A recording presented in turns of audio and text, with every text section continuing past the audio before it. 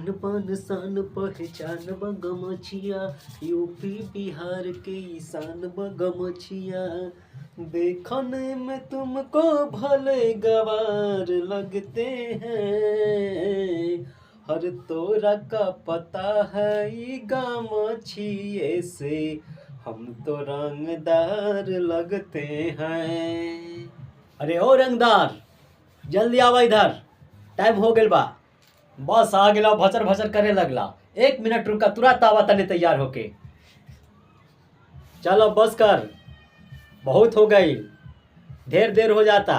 तोहरा के पता बा कि आजमानी में राज के फिल्म लगल बा, देखे के बा।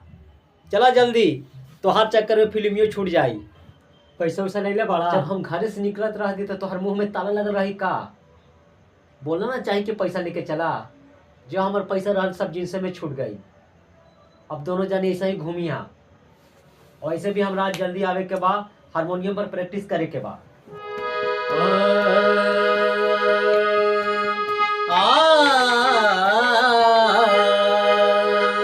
जानती के दोसरे संग चल जैती, जानती कि दोसरे संग चल जैती, का दिल में छुपा के रखती।